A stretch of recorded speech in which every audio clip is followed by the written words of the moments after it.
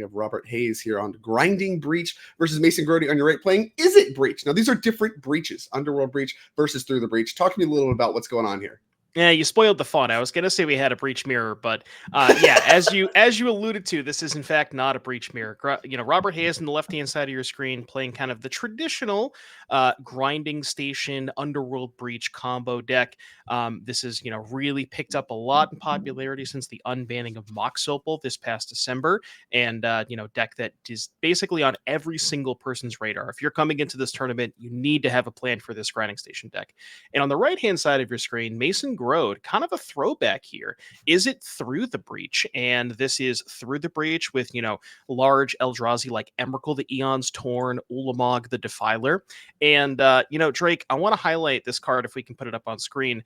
This card that we were talking about in the interim is Yggdrasil, not sure if I pronounced that right, Rebirth Engine, which is, a 3-mana artifact. This is kind of like your additional copy of Through the Breach, where when it enters, you exile all creatures from your graveyard. You can tap to, exile the top 3, and then you can pay 4 and tap to kind of do the Through the Breach effect. So you can set up a spot where you if you mill over or if you discard an Emrakul. So you want to hit the Emrakul off of the Yggdrasil, but you can do some ways to set it up, and kind of like an additional backup plan for Through the Breach, which is kind of cool. Yeah, it's a lot to like with that. And as we get started here, Robert Hayes started with a Preordained, very classic, and then a follow up here, a soul land on turn 1, the Ugin's Labyrinth, exiling an Ulamog, so that's a little flavor there. Putting Chalice of the Void, kind of making its real debut in Modern, thanks to the real critical mass of soul lands we have now, and quite good against this Through the Breach deck. There's a lot of very cheap spells. Now, whether you want 0 or 1, I'm sure there's some discussion of, but clearly Mason does like 1 here, and going to be deploying. Okay, yeah, we're getting our Eldrazi spawn off the Malevolent Rumble that was cast. And we deployed a Mox Opal as well, and back to Mason Grode. So you were just talking a lot about Yggdrasil. Actually really good with these soul lands as well, right? You don't need that colored mana. You can really start to pay in advance. You don't have to have it all rolled up quite yet. Unlike, Through the Breach, you have to have the 5 mana. You have to have the Through the Breach. You have to have the monster to put into play. This is something that, you can start getting going early, and you can do it more than once. So there's a lot to like here. You don't need to find another Through the Breach to to really wrap it up afterwards. Even if, the chances are small from winning, you still have it going.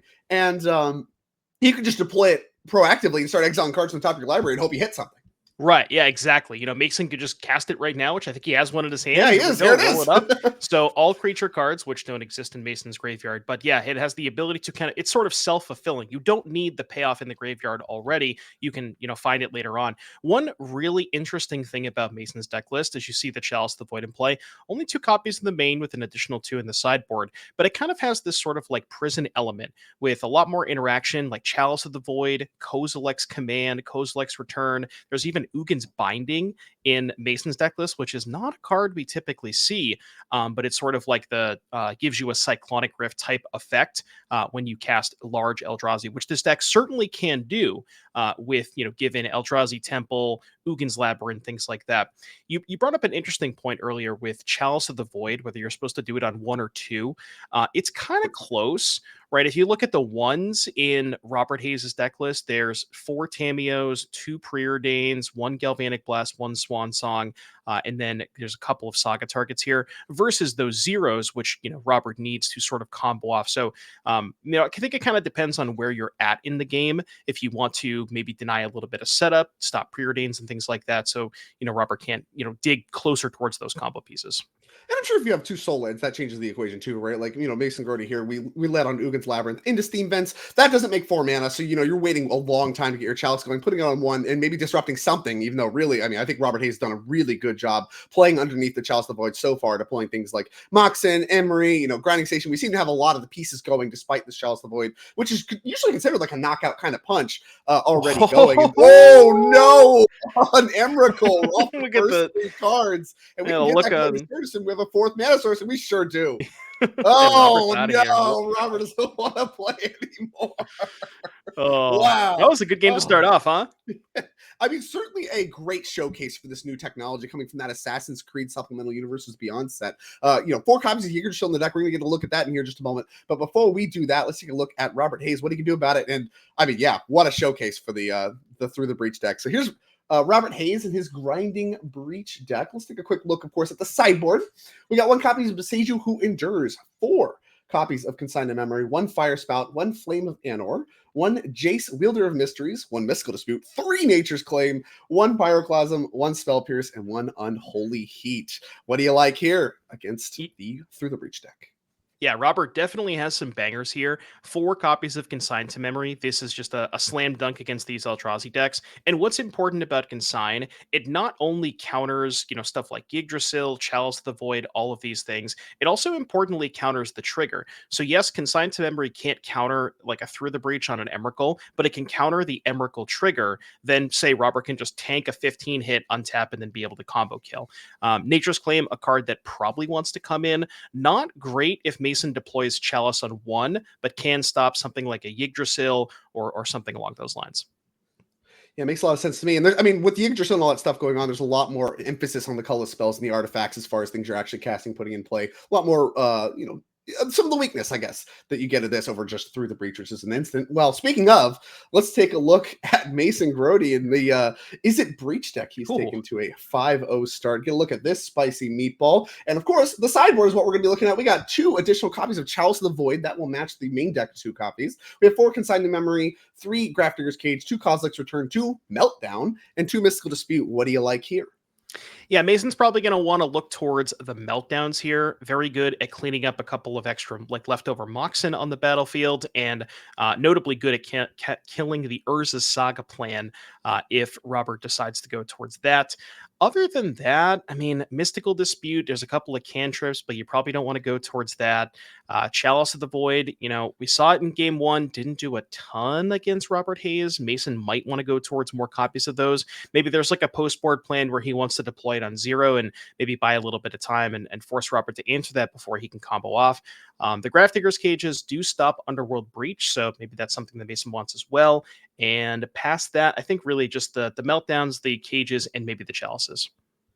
Yeah, a lot to like there from Mason Grode's side. And notably, I mean, a lot of the stuff he's bringing in is artifacts. So it seems like Robert Hayes should theoretically have the tools to fight back. We have a lot of artifacts and enchantment destruction going on. And assuming that's the direction that Mason's going to go, you would think Robert Hayes is going to improve quite a bit in the sideboard matchup. But, I mean, Chalice of 1 stops all those Nature's Claims. That's kind of awkward. So you're going to need your Consigns, your Nature's Claim to line up quite nicely as these players are taking a look at their opening hands for game number 2. Yeah, Chalice on 0 is an interesting one too, because the way the breach combo works is you do have to go loop through a bunch of zeros if it's, whether it's whatever 0 you have, whether it's Bauble, Amber, or Opal. So if you have a Chalice on 0, because those can't resolve, you actually can't go through the grinding station loop. So, now not necessarily Robert has to care about it in the early turns, right, in terms of setup.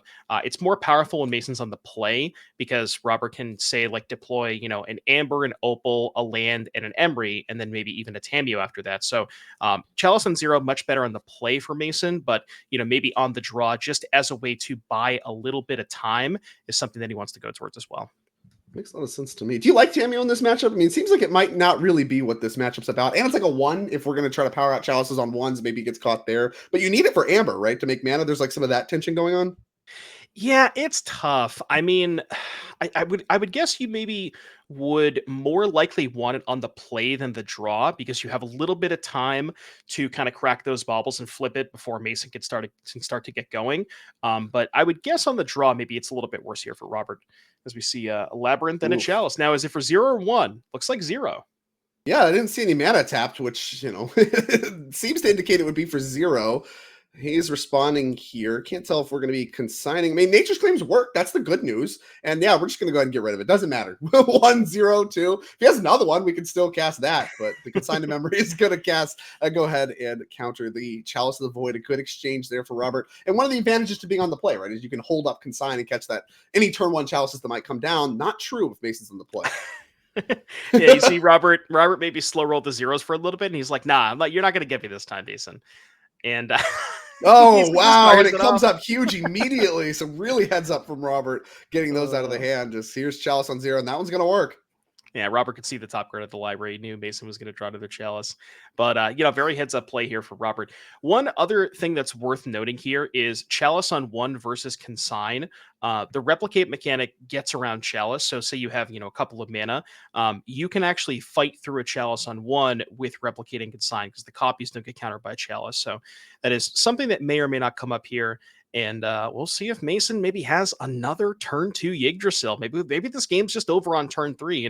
Teamer Breach, turn 3 combo deck. Well, looks like this is a Breach is maybe also a turn 3 deck. Yeah, that'd be wild. I mean, I think, oh, wow. Yeah, here it is. We have Yggdrasil already ready to go. After multiple chalices, a great hand here from Mason. And, lining things up nicely. Robert doesn't have a lot going yet, but of course, I mean, the card Underworld Breach can really get started out of nowhere. Nature's Claim is going to really slow down Mason. Don't think you want to exile anything in response or anything crazy like that. I can't imagine a reason to do that, but I guess the one reason would be if you wanted some fuel for a later Ulamog. Like, if Mason has Breach Ulamog in his hand, he does kind of want something exiled for the Ulamog. So there's maybe a reason to do it, but Mason choosing to not do that here. Sure. Okay. And just a land and go. A little bit of back and forth draw go. These players interacting a lot with each other. Well, in the ways that Is It Breach, I guess, does interact, which is chalices, which is not interaction, but you know what, you get the point. There's a lot of exchanging of the cards that slow each other down. Not a lot of the primary game plan stuff going on for either of these players. Now, there were some mulligans. So Robert Hayes, 2 cards in hand, Mason Grode, 2 cards in hand as well. Shifting Woodland looks like added for Robert Hayes. Doesn't do anything yet, but can do some tricky stuff later. I think Robert's got a Breach. I think he's got a Breach in hand, and he's maybe thinking about. I don't think there's enough cards in the graveyard. I know there's a fetch, a consign, and a claim. I don't know if he can go Breach and then exile enough to claim the Chalice. Not even sure if that's what he wants. Yeah, is that even good? I don't. I mean, maybe it is. You do need your zeros to work if you want your Breach to be a combo. So the Breach is effectively shut off right now, kind of by Chalice on zeros. So maybe it's worth it to expend the first one, trying to get the second one to work a little bit better. Bobble's the other card is another reason to do it. Well, and I think, the thing is, I think there's only 3 cards in the graveyard right now, so the Bobble would be the 4th. So you'd have to go Bobble, get it countered, Breach, exile 3, claim the Chalice. You'd have no cards in hand. But yeah, you mentioned, so the Chalice not only shuts off the Breach combo, it also shuts off the value breaches, because one of Robert's best, value breach turns is just fill up the graveyard, Breach, and Bobble a bunch of times, but that's also shut off by Chalice. So this Breach, not like you mentioned, not really doing a ton here in the face of this Chalice. Yeah, it's an awkward hand to say the least. And it's kind of funny because I don't even think we have a win or anything really close to it, even if all those cards did work. So Robert really needs a lot of help. Whereas Mason, I mean, the cool thing about this Is It Breach deck is if things are going your way, you can just make some mana and eventually cast a giant creature. That's what he's doing. We're deploying creativity, the Talisman of Creativity. We got 2 Eldrazi from the Kozilek's command on Instep. We're making a ton of mana, and we have a Null Drifter on dial up with Ugin's Labyrinth. We got a lot still going on in Mason's corner, even though he's not really working with a lot of resources. Yeah, he's got enough mana next turn. Just go end of turn, Labyrinth, pick up the Null Drifter, 4 lands, the Talisman, and 2 spawns. That's 7 mana for the Null Drifter. And that's, like you mentioned, a really powerful aspect of this Breach deck, is it not only has these really fast Yggdrasil and Through the Breach draws, but it also gets to play 8 soul lands. So you kind of have this alternative game plan where if your opponent is fighting on the stack and trying to counter your Breaches and your Yggdrasils, well, you can just start casting Null Drifters, and it doesn't really matter if they counter those because you're getting value out of them regardless. Right, yeah, I mean, it just gets stuff going for you, and that's really the I guess the genius of this deck in its current construction. Traditionally, old versions back in my day of the Through the Breach deck were more prison decks, kind of like what's going on here with the Chalices, but you did it with Blood Moon, and you would just kind of sit around and eventually try to assemble Through the Breach plus Emrakul, Nahiri, the Harbinger kind of added to that mix a little bit, but for the most part, they were just really anemic because they didn't have any kind of synergy between its plans. If things don't go your way, you need a lot to rebuild. Whereas that's not really true of this deck, and that's really, I think, where it starts to shine as a real competitor in this format. Especially now that the dust is settled with all of the bans and unbans that are going on. This deck looks to be very real. And Yggdrasil, I mean, we've already seen that card be an incredible threat. And here's a great backup plan. Here you go. Bam. Here's this thing. And I mean, the Annihilator 1, don't scoff at that. That's going to end this game pretty quickly. Robert's going to, lose a lot of those permanents. And again, in combination with that Chalice on 0, even that Breach in hand, as we said earlier, just not really going to do much here for Robert. About a Breach and a Bauble. I think he picked up another Bauble and an Emery. So I believe the leftovers right now are double Bauble and Breach, which not really doing a lot here. Now, the Emery does turn on Breach a little bit, so maybe can spike something off of this and kind of cook a little bit. No, not really though, because if you cast the Breach, you have no mana left over. We have Amber now, right? Oh, the Amber, right? Okay, yeah, the Amber's online now that we got Emery, so that'll let you get that going. Okay. But then I think we do still run out of mana, but we can get Bauble going. I think we can at least get like a Bauble or two post claim, and maybe that's okay. We'll see. I mean, Robert Hayes is going that direction. Using Breach as a way to kill Chalice, draw a card, and maybe like Robert has nothing going on. He kind of feels like he maybe has to do this. Right, yeah, it's like you can't just sit there like you mentioned and just take hits from this Annihilator thing. Like you can take 4 on the Dome for a couple turns, but Annihilator 1, I mean, that's pretty problematic. That's going to start to chip away at the resources that you need to actually have a combo turn at all. And I mean, yeah, calling that out. So this is a really important part of this card because you could just take some hits otherwise. If it was just a 4/4, I don't think you necessarily have to play this like this. Right. Yeah, and there's the Bauble. So I think there is 4 cards in the graveyard currently. Two Baubles, right? So those will both get sacked, and then 4, 5, 6. You can play 1 more of those Baubles. So Robert will get 3 more cards next turn, and I mean, Robert's still has some stuff going on. Got an Emery and a Bauble going, so gonna look at 3 fresh cards next turn. It's better than a Bauble if you're gonna go for one that's of them, fair. right? Yeah, so there we go. It's a card either way, but it digs you a little bit closer to ideally the second Breach, because now Robert is kind of at a spot where he wants to probably find a second one too. It'll be third because I think we build one over and have already exiled one. So that'll be Breach number 3. So we do have to do some digging. But Mox Opal being online, thanks to being able to finally deploy these Baubles, is a big deal. So we'll see if he decides to leave one in play, keep that mana going. Not usually a horribly mana hungry deck is this Grinding Breach, but it can be on its combo turns for sure. Turns like this one. Yeah, especially once you get Woodland going, like you do need to get to a certain amount of mana for that. Which now there's Sorcery Artifact in the graveyard. The enchantment will be the 3rd type. So if Robert can find a fetch land, that Woodland is now online, and that could be another copy of Breach. So may not even need to find a Breach. Kind of already has one in rotation. That's true. Yeah. And there we go. The Breach can be sacrificed to itself. Funny, in all the other formats I've played with Underworld Breach, we kind of regard that text as flavor text. But in Modern, more often than not, I mean, you just use Baubles to just kind of draw a bunch of cards or have like little middling turns to catch up, like we see Robert Hayes having. And we mentioned he needed a lot to get, really get back in this game. And that Underworld Breach turn, I think, could be it. Actually, the Null Drifter. The Null Drifter is going to turn on Delirium for Robert. He can just sack a land. Yeah, it looks like that's what he's lining up. Sure. That's cute. Makes a lot of sense. Yeah. Get that going. Thank you. Now, of course, that is one less mana that Robert has access to next turn, and Mason has no shortage of that. We'll see if he has anything else big to deploy to join the Null Drifter and try to get this game over with before Robert can deploy all the resources. It's Yggdrasil. Okay. Nothing in the yard right now, but we can have a great Emrakul turn like last time. Just exile top players and Emrakul. Have a nice day. See ya later. Yeah, so trying to think of what Robert needs here to kill. So he has 4 mana in play with the Woodland copying Breach, right? So he really just needs 2 mana and a station. And I believe that would be enough. Now, I don't know if he picked up a land. There's no opals in the graveyard, right? It's Bauble, it's just land, Bauble, Breach, land, Preordain. Preordain, right. Yeah, so no mana in the graveyard. You need to use Emery to get Bauble back to get your Mox Opal to work. Or if you have Grinding Station already in hand, that can be artifact number 3. But I mean, right now the Opal's turned off, and that means you can't really mill over Grinding Station and use Emery to rebuy it. That can't be a plan this turn. Yep. Without another artifact, we do have a Consign. Looks like in hand. I could buy a turn, something maybe. Yeah, that could maybe consign the Yggdrasil trigger. Like if Mason exiles a big thing end of turn, goes for that next turn, Robert could use the consign to just buy a turn off of that. And just really needs to find that Grinding Station. That's really, I think, all he's missing at this point. I think it's consign, Spell Pierce, Boseiju.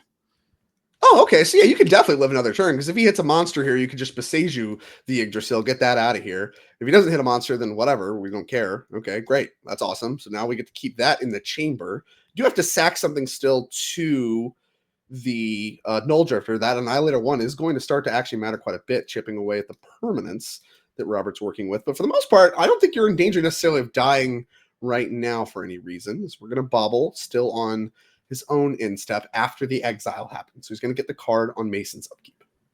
Yeah, one thing you brought up, a turn and a half ago is the Breach deck is not usually a deck that is super mana hungry, but in this specific instance, needing 4 for the Woodland and 2 for Grinding Station, Robert really needs a lot of his mana sources. And, if you sack a land, that's 1 less for the Woodland. If you sack the Emery, the Amber is down. So really, either way, Robert has to go down a mana source here.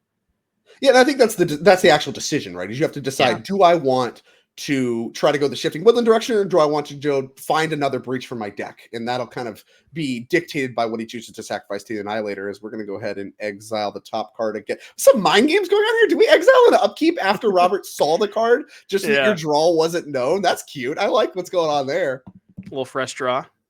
Yeah. Oh, he saw what it is. I don't want him to know. Get that out of here. Not giving up anything. I love it. You like to see it. No free information here for Robert. At least ask him if it's a good card first. Like, hey, yeah, sure. Good? Like, should I be getting rid of this? Like, just staring for a little bit. Yeah. Love it.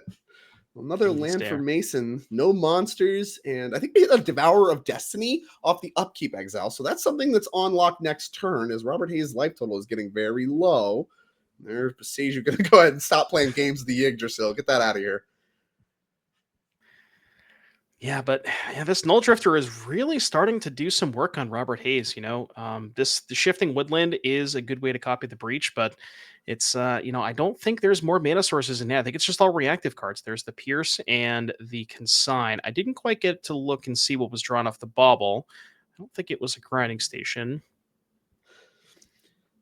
It's kind of awkward too with this deck. When you talk about sideboarding with combo decks, especially sideboarding in interactive cards to stop what's on the other side of the table, you talk a little bit about over diluting your deck with interaction. I don't necessarily know that Robert Hayes has done that, but he has drawn a lot of different interactive cards, which speaks to me as like, maybe, okay, you thought you're going to be able to grind here, and that may not necessarily be the case, as Annihilator is chipping away at what you got going on, just drawing all these reactive cards a little late to the party for what's going on the table.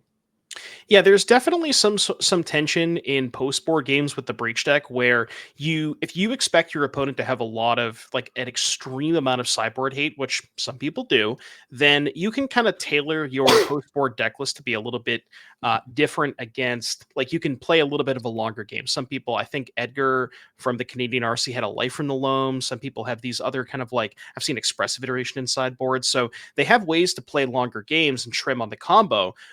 But if the game goes long, you would expect the Emrakul, Null Drifter, Devourer of Destiny deck to, like, be able to sort of fight through a lot of that kind of stuff. So that, like you mentioned, that it seems like that's what Robert's done, but not kind of working out super well for him here.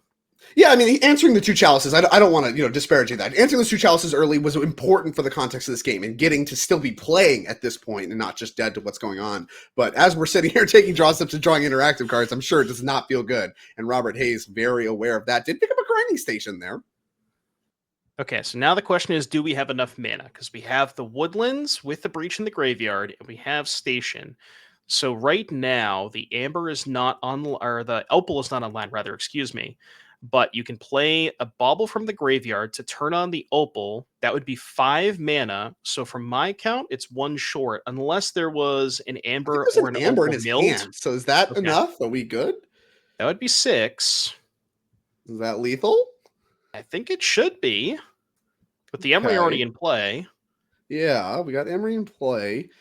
Looks like we might have done it. All right. Well, I guess we're about to find out as Robert Hayes is reaching for mana. Seems confident. Here's Grinding Station. That does turn on the Mox Opal. Yeah, here's Amber number 2. And so there's the Shifting Woodland. Yeah, and ask Mason, what do you got? Do you have an answer, Mason? Mason nodding his head. I don't... Taking a look at the graveyard. All right. So now that Shifting Woodland is an Underworld Breach. So that's active. That's done. And now we're going to go ahead and Grinding Station away a 0. I think we're shortcutting. Yeah. Mason's just looking through the deck list to see what the win condition is. And I believe we're going to game 3 here in just a second. Yeah. Wow. All right. So, we're sitting there talking about, WR we're doing that. Well, Robert found all the pieces he need. And really, I want to highlight how well Robert played, really playing towards the shifting woodland path as he's getting attacked by this Null Drifter. And something you really needed to be thinking about is maintaining enough mana, that critical mass of mana you needed in order to make that work. Came up huge there on the final turn of the game. He had exactly enough mana with the Mox Amber in play. Did an awesome job setting himself up to have a chance in that game and obviously ultimately win that game. Yeah, that was a fantastic display. Mason had a pretty good start, had the Chalice early, had the Yggdrasil, a little bit later on, didn't find too much off of that. And took a couple of hits from that Null Drifter, was able to kind of use the consigns and all those sideboard cards. So, like you mentioned, maybe we thought that Robert over sideboarded a little bit, but seemed to work out pretty well. So we'll see what these players elect to do for game number 3. Well, as these players, I see them doing a little bit of sideboard. Let's take a quick look at the sideboards one more time as these players are shuffling up. Like I said, I think they're making some changes. So some play draw changes are really what I want to highlight here. You mentioned Tamiyo's, and that's something I want to talk about here because we talked about it very little bit. Tamiyo on the play versus draw. So do you want to start to sideboard some of these out now here for game number 3 as Mason Grode is going to be on the play from Robert Hayes and the Grinding Breach deck that you have in front of you? See, I feel like if you're from Robert's perspective, right, from the cards that we saw that game, he seemed to have a lot more of the interaction in the post board, and I feel like the Tamios get better the more interaction that you have, because for my money, Tamiyo is probably like it is the best in those sort of lower, or not lower resource games, but in those sort of grindier games that go quite a long time, because the ultimate is a real threat. So if you can go, it is certainly better on the play versus draw because you want to go turn one Tamiyo, back it up, untap with it, protect it, do on that, all that kind of stuff. So maybe it's a little bit worse in the draw, but even then, I still think he probably wants them if he's going to have this much interaction post board. Sure. Yeah, I mean that's really what I wanted to highlight is after seeing how much interaction was in the deck, having a Tamiyo there, if your plan is just answer Chalice no matter what always, then actually just putting Tamiyo in your deck's fine. Don't try to sidestep the Chalice. Just try to be like, okay, I'm going to beat the Chalice. I need to be able to recover afterwards. I think that's a really, really well put analysis, and that makes a lot of sense to me. Now, here's the kind of the nightmare, right? Yeah. Chalice in the play.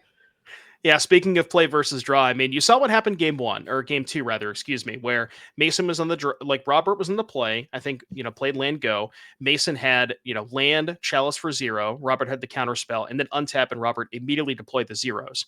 But here, because Mason's in the play, Robert doesn't have that opportunity. So, Robert's really going to need to find a copy of that Nature's Claim, or all those zeros are going to remain stuck in hand. Right, which makes a lot of sense. And I think choosing Nature's Claim from Robert Hayes' sideboard decision, we talked a little bit about at the initial sideboard discussion. I think it makes a lot of sense as far as you expect people to put Chalice on 0 against you. So therefore, you don't have to worry about Nature's Claim being caught by Chalice. It's just going to work. But then, of course, that starts this leveling game where against decks that can put Chalice on 1 on turn 1, maybe they do that first, and then they can have a follow-up. And, that's kind of a little bit of a mind game you can do with the Chalices, assuming you have multiple of them. But I think it's very clear Mason has all 4 in his deck, as nothing on turn 2 for Robert or really Mason, huh? Yeah, and like you mentioned, with Mason having those Ugin's Labyrinths, he does have the ability to do that. In the hands where he has 2 chalices, maybe can deploy one as protection on one, and then deploy that second one. But yeah, nothing going on here for both players. As a preordained for Robert Mason, no Yggdrasil already sort of set up here. Now, as far as plays that Mason has available here, I mean, I think the big one, which we haven't really touched on too much, is Kozilek's Command. I don't know if we can get this card up on screen for people who may not have seen this card before, but it is a lot. And I think is as far as the Eldrazi versus Breach matchup goes, as well, now I look like a fool. Mason didn't cast it. This is probably one of the single most important cards because it can kill Emery, can kill Tamiyo, it can mess up with the graveyard for Breach turns, it can mess up with the graveyard for shifting woodland. Just does so many things in this matchup. Yeah, it's really, I think this is one of the matchups where, and I like you highlighting that for exactly that reason, is even if he had one, maybe he doesn't cast it there, just because it is one of the most important cards for answering the graveyard. Like this might be the matchup where you use that mode the most. I don't know if Goryo's Vengeance, people are still trying to do that, but outside of some really dedicated reanimator stuff, that exiling cards from the graveyard, this is one of the matchup where that matters the most, and it can be a game winner, assuming, you have a turn like what happened there at the end of game 2, where Robert really had to extend all the mana to make it happen. Maybe that makes it good enough there. In order to just kind of let you steal a game that was otherwise completely lost. Not anything from these players. Really, not mana, No no lands, creatures, yeah, just nothing. nothing. What's going on? What did we keep? I wonder. I mean, I can't Spells. imagine. I can't imagine Mason has the command at this point because you would imagine if he had it, he probably would have fired it off, especially after missing those couple of land drops. So Right. Mason's hand is probably, I would say, Eldrazi and maybe Through the Breaches. And there is a Yggdrasil. A You little got late to to the expect the party. counter Yeah, spell, I though. can't Yeah. imagine that's resolving. You know, Robert's not casting anything. There's no shot that's resolving. Whatever. Got to cast your spells. And here, even if it did resolve, I have this little bugger. Get that out of here. Artifacts not going to be the path. And this might be the finally time for, you know, the Is It Breach deck to show its breach off. This might be a game where Mason's really going to need Through the Breach itself, because these artifacts do not look like they're going to be working anytime soon. Yeah, I mean, if we go back to Robert's sideboard, right? 4 Consigned to Memory, 3 Nature's Claim, right? All that stuff is really good against Yggdrasil, really good against a lot of those plans, but none of that stuff touches Through the Breach. So if Mason can find that card and, you know, maybe has it in his hand, maybe he's looking for something like an Ugin's Labyrinth, or if a Labyrinth comes off the top, we could maybe see a Through the Breach on the stack this turn. Right, and that's the power, right? Like, even though Mason looks like he's very behind right now, and, you know, it may not look like the future artifact stuff's going to work, you can still just win out of nowhere. And that's really the power of the card Through the Breach. It's just a plan on its own, basically, as long as you have big monsters in your deck. And Mason has no shortage of big monsters. Yeah, you know, we talk about kind of like the popular modern decks over the past month or so, ever since the RCs, or, you know, since last week, and it's been a lot of Breach, a lot of the Team Eldrazi deck. Ooh, that's a nice little meltdown. That's a But nice meltdown right there. I really do like this choice here for Mason. I think it's a pretty good metagame call because you are faster against the Breach decks and you have a pretty significant advantage in the Eldrazi mirror because you just slam it through the Breach. So I think it's a pretty heads-up metagame call here for Mason. Whatever it takes to put Meltdown in your Chalice of the Void deck, I don't have it, but nods to him because he just lined it up perfectly and played around. Well, I Sculptors. mean, you wait for them to kill the Chalice and then you cast the Meltdown. It's so easy. Genius. It's just that easy. Anyway, finish your previous thought. Oh, no, that was it. Breach. You know, great metagame call from Mason. I think it's a pretty good in these kinds of matchups where typically the Eldrazi deck is weaker to combo decks and things like that. But Through the Breach says, you know, turn 3, you're just going to die. Yeah, well, unfortunately, it's about turn 1,000,000, and not this player game. is dead. Yeah, but it might be dead now. God. There is Underworld Breach. I see a grinding station in the graveyard as well as a Mox Opal. So we did blow up the artifacts. This Emery is summoning sick. A lot of cards in the graveyard. Do we have a second Opal? I don't know. I can't see. I can't take a look at Robert's hand. If we do, I think we're cooking, right? Where that's just game because we can make mana each time. Or an Amber. To make the grinding station. But right now, it does not look like lethal. I would have what to if Mason assume... had a Kozilek's command here and just could get one card? That would be gas. Get the Opal? Yeah. Oh, I Opal or grinding station, right? You just get one of those two. Doesn't really matter which one. Yeah, so there is Opal and Station, but I don't know how Robert's getting the second mana. There's an Amber too, right? Is there an Amber tucked in there? I think there might be. Yeah, we blew up an Amber and an Opal with the Meltdown. That's what happened. Oh, right, with the Meltdown. Okay. We're just going to, okay. So then we have 2 mana, and then we're cooking. And then we have 3 artifacts. We already have 3 artifacts because Haywire Mike got to stay and play. He's reaching for mana. That's on the stack. Do we have the command? Yeah, command Exile Station would, I think, do it, right? Because then you can go Amber. You let Robert cast bobbles a million times. It's not like it wins you. Oh, we have it. Yeah. Let's go. All right. Not dead. Go up to the station. And that is good. But like you mentioned, now Robert can kind of just pivot a little bit. And I don't know how many cards are left over in the graveyard. It looks like 7, I think. So this might be a draw 2 off of the bobble. Yeah, and there you go. You can look at Kozilek's command. Got to use that mode like we were talking about. This is kind of what he was setting it up for. Not clear how long he had that Kozilek's command, but does matter here. Otherwise, I think he was just dead without this Kozilek's command. So that keeps him alive. Now, is it enough to win the game? We'll find out here in a little bit. But yeah, like you said, I think we just pivot here. Can we make enough mana to like Jace Wielder of Mysteries in any way? I don't think we can. It's just Bobble City here, right? You got 2 right now. I don't think Robert has a land in his hand. I think the leftovers in hand are Breach, Rumble, Consign, which is, to be fair, a pretty good 3-card hand here for Robert. Yeah, it's not weak. Yeah, no, I'm with you. Having a backup breach already dialed up makes this play here pretty safe, but it is a little awkward. I think we see that here as Robert's really thinking about the best path forward. Do I cast the Rumble with the mana I have available and just say, okay, I'm doing a setup turn, put more cards in the yard, maybe get another bobble out of it, and really just plan to draw, or can I do something better? And I think that's the conversation. And of course, hold up, consign. Oh, oh, we're I didn't even consigning the see this play. sacrifice trigger. All right. Oh, Okay. baby, this is a very heads-up play. So Robert is with the Underworld Breach trigger on the stack in the end phase, consigning the Breach trigger. And what that means is now the Breach is available, excuse me, on Mason's turn to have that consign or Spell Pierce up. And the reason that's huge is because we talked about through the Breach, Robert had a consign in his hand, but didn't have Spell Pierce in his hand. So he needed the Breach on the turn to be able to hold up the Spell Pierce. What a heads-up play here for Robert. Yeah, I mean, he was once again just in a lot of trouble if he doesn't have this Spell Pierce. And yeah, that's just going to happen. And Mason's hand is just all monsters. Yeah, unbelievable line. I wonder why Mason actually jammed it. You could just wait a turn and the breach is going to be sacrificed again at the end step, right? Yeah, there it goes. He might have a second through the breach in hand. I didn't quite get Sure. a good look at Mason's hand. But I would assume if you're jamming there, you probably have a second one in hand to like bait, just make Robert do something this turn. Although I guess if you just pass, Robert doesn't have a spell to cast on end phase. So yeah, maybe you're right. Well, taxing the cards in the graveyard could matter too, especially if there's a backup breach involved. Like I think just Yeah. actually getting 3 cards out could matter here because he needs a lot of help already to rebuild for a kill breach turn. And you might just have plenty of other ways to get monsters in play. But that through the breach seemed pretty valuable to me. I'm interested to see how this is going to play out from here as Malevolent Rumble. I mean, this card, I think the gig's been up on this one for a long time. For people that weren't paying attention, this card didn't get weaker with the banning of the One Ring and Amped Raptor and all those things. It's still very, very strong and here to stay. Kind of the unsung hero. There's a lot of those coming around, right? These unsung heroes of MH3. Everybody talks about Nadu, talk about Amped Raptor and Oscillate Pride and all those guys. But some of these other cards that are kind of on the fringes are really strong. Malevolent Rumble among the mix as far as gluing together this Underworld Breach deck. Quite impressive.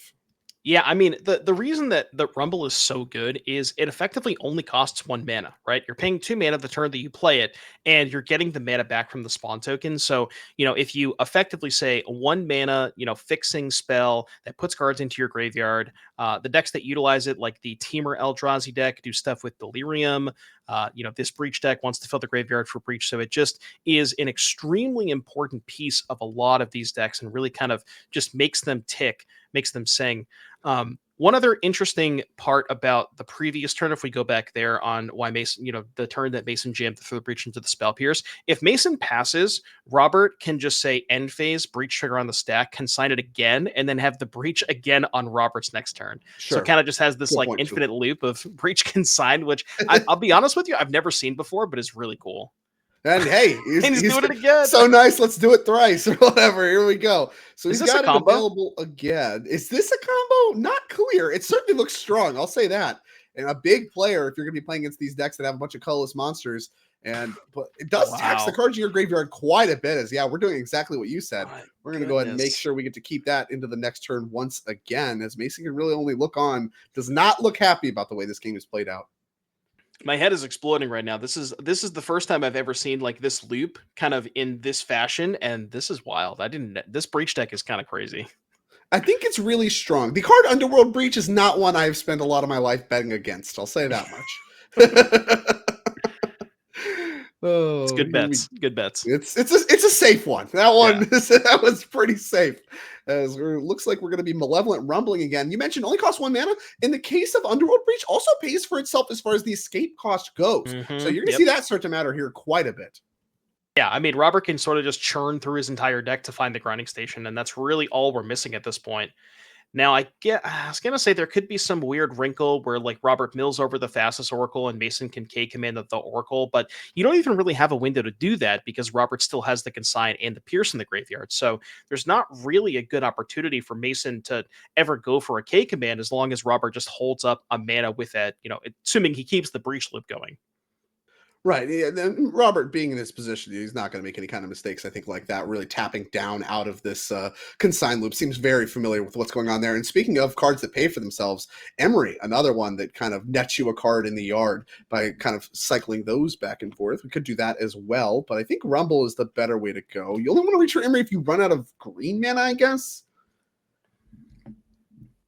Yeah, it Complicated stuff going on here. does have the opal left over. I don't know if he milled over a second opal to like keep going for more green mana, but yeah, really just can't trying to find that grinding station. Now, one did get exiled earlier. Now we talked about during sideboarding games where sometimes the breach deck can shave on combo a little bit.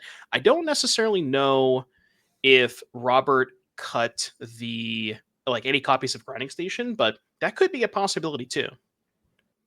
Sure. Yeah. And if that's the case, then we actually have to do it this way, right? We have to mill our deck over manual mode with these like Malevolent Rumbles and Emery, like not really loops because you're gated on mana, but you know, this little like synergy thing where you can just keep going and going as long as you have the mana for it. And then that Haywire Might's getting in there. Oh yeah, we're almost back to 20. Yeah. don't think that a real damage draw. is gonna matter too much. Is it though? There's consign. Yeah, real-ish. I don't know. Real-ish. There's not a lot of mana untapped here for Robert Hayes. So, like, is he going to counter this? Yeah, probably I guess not. Robert only has one blue, so if he does the consign on this, then he can't consign to keep the breach in place. So may actually want to just let this go. It's only a divination, so maybe Robert doesn't care too much. Yeah, I don't know. We'll see. He might just have another breach too at this point, though. It might be just all roads lead to Rome. Robert Hayes putting on a clinic here in game number 3 a little bit. Yeah, this breach loop is wild. I didn't really put 2 and 2 together, and I've never seen this happen before. But now that I've seen that the breach deck is capable of this, I have even more respect for the breach deck than I had before, which I did have quite a bit of it before. So yeah, we did lose breach, but there's another one already in hand. So nice. don't even care about that. Yeah, so sick. We'll run it back. Yeah, now really the concern I think if you're in Robert's seat is how do you lose this game? What does it look like? Disconnect. Sure.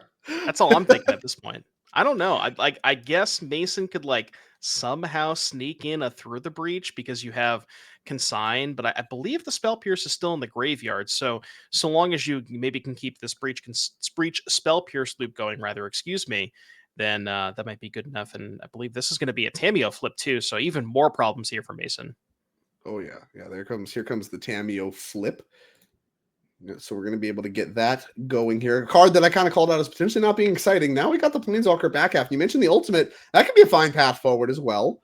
You can get some cards going. Well, see, the thing is, by this point, Robert has already gone through so many cards that the Tameo ultimate is like a draw 5. Yeah, draw 4. Here we go. Still fine, you know? Yeah, not the strongest. Can also return the some of the like counter spells and stuff to hand. I think that is more likely to be the parts that matter. Is here comes backup Underworld Breach. Yeah, sure. Right back. Trigger on the stack. End of turn. Consign. Let's keep it going, baby. We're having so much fun. Are you having fun, Mason? Mason looks like he's having fun. The Underworld Breach is just an emblem at this point. It's just we're going to deal with this for the entire game, whether you like it or not. It is particularly defiant that they put like text on the card to make sure it dies, and that's still just keeping it in play. Doesn't matter. Yeah, it stays in play. Yeah, the consigns really just add a whole new wrinkle to this deck and just allows it to have, like, when I was talking about during sideboarding, I wasn't necessarily sure like how well the grindy plan or the non-combo plan was going to be able to facilitate in these kinds of matchups, but now, once you've kind of seen it in action with the whole breach consign stuff, like if you have that loop, your opponent kind of is really it's almost like a prison deck. They just get locked out of the game entirely. And, you can just kind of, as long as you keep holding up this mana and keep going through this loop, you can kind of just win at your leisure. Right, yeah, and really you talk about inevitability. That's what we're talking about here, is like which deck has inevitability. Well, in the history of Magic, the deck with Eldrazi in it typically has inevitability. Because as the game goes to infinity, you're in like hard cast Emrakul territory, and that's not the most beatable thing in the world. Well, in the case here of Robert, it's actually, fine. Okay, sure. Like, I'll just counter your extra turn, back to me. Yeah. Like you can really just keep doing this forever. and stopping all of the mana. I mean, we're talking about Consign over and over again. You can also just keep Flame of Anarch. You can blow up all the artifacts. Like, you have a lot of options as far as making sure that Mason gets nothing going ever. And really that flips the script as far as who has inevitability, as far as who you would think, obviously the cast trigger Eldrazi's deck, that's got to have inevitability. Well, here, there's a convincing case that actually just Breach in this matchup post-board has inevitability as the game goes long. Yeah. And I think Robert might be going for a kill this turn. I don't know what the library count is, but we're doing a lot of Emerying, and I think that exile stack there's is an large. Oracle. I think we're close to the end here as far as cards in the deck, which means it'll be Thassa's Oracle time, and then Robert will be able to wrap it up. And really, that's the nice aspect. You can really win whenever he gets around to it. It's like, I don't know, I'll build enough mana eventually. I'll keep passing the turn, and you're going to keep looking at this every turn until this game is over. And of course, it's game number 3 here. Both these players 5-0, looking to really get their shot into the top 8. And of course, the loser still going to have a shot at the top 8, but it does get harder. The winner is going to be looking really, really nice to make the top 8. And so there's a lot on the line for these players, but I think the end of the road here for this match is coming about very quickly, as maybe the last of the library going to graveyard here. And yeah, there it goes. Yep. No cards. This can't fail. Yeah, we saw the Oracle already got milled over. I can't imagine Robert exiled it. So presumably we just go Opal, Legend Rule, Oracle, and we will be moving on. And what an improvement. I mean, we saw when we talked about sideboarding, we talked a lot, and that's because I think that's really what this match was about. You can speak to decks having a really bad game 1 and then improving a lot sideboard. Typically, that's not a great plan because, whatever, you need to win 2 in a row. In the case of this Breach deck, though, I mean, Robert got destroyed game 1. Yggdrasil did what it does, absolutely clobbered on turn 4. And now here in the sideboard games has just put on an absolute clinic with the massive amount of spells that he's had access to bring in for the sideboard in this matchup. And I think that really shows a genius deck building there. So I don't know if there's any extra blue mana floating. I haven't really been keeping track of the floating mana for Robert, but if Mason has a consign, we can consign this Oracle trigger. Again, I don't know if Robert has mana floating, and that would be he just pumped into his own Eldrazi. I love the class there from Mason. I'm sure there's something, whatever. We can just recast it again or something. I don't know. We'll figure it out. But either way, what a performance there from Robert Hayes, really demonstrating. Is it too early to start saying this? Why Mox Opal was a potentially questionable unban?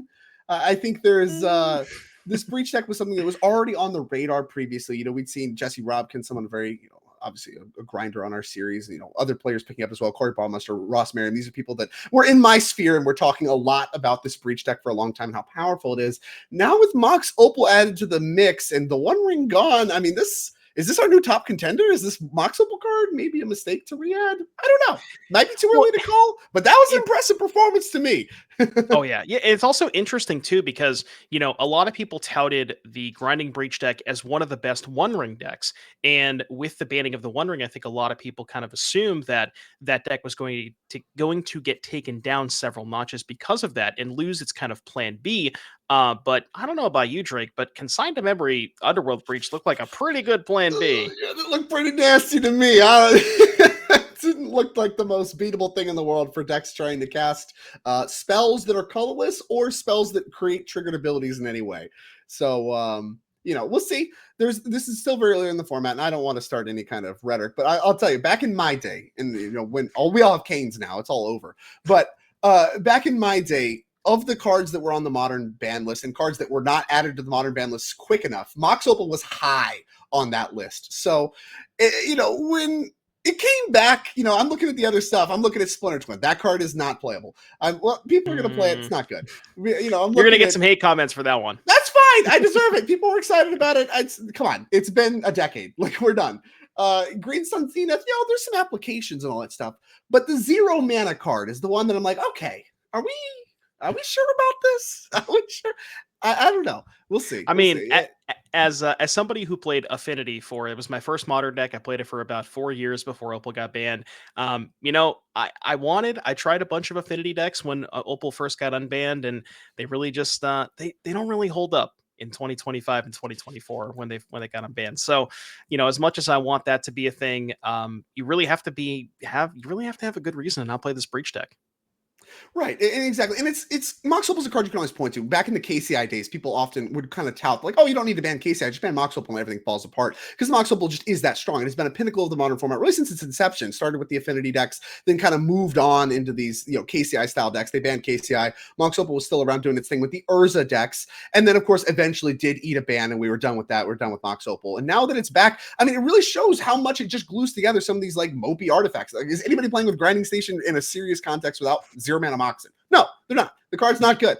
And so when you get to add another Mox into the mix and you get to like start to put this Breach deck back together again in a whole new modern landscape, now it's a completely different story from what it even was previously. And we'd seen it quite a bit on the NRG series. And now Robert Hayes at 6-0 after an impressive performance here in the booth with us. Congratulations on that. And what a performance there. That was wild. Yeah, so talk to me a little bit. This is something that Devin was just going on and on about. He'd never seen it before. He's so excited. Talk to me about this consign like loop to keep your Breach in play. Have you done this before? Is this like a thing? That is wild to see. That's the first time I've done that. So I was actually, it hadn't come up like in testing or anything really. It's just not something we really thought about, or at least I didn't think about. But I was talking to a friend in between rounds, actually before this round. And he was telling me that he got to do it for like a turn to keep up consign for a Kozilek's command or something on his opponent's turn. And I was looking at my board state, my cards in hand, and I'm like, I could just do this for a few turns, I guess. A few turns, yeah. But yeah, it was great. It was awesome. Would recommend. One interesting thing about the Breach deck that me and Drake were talking about is the ability to kind of post board and transform into this more of a grindy sort of mid-range style that can shave on the combo. And I think being able to do the consigned Breach is a big part of that. A big question was whether or not you were going to keep in Tamiyo's because not sure if maybe Mason's deck is a little bit faster. But did you kind of like more kind of do that little bit of more mid-range approach than shave on the combo a little bit? Yeah. So I cut a couple Emeries instead of a couple Tamiyo's.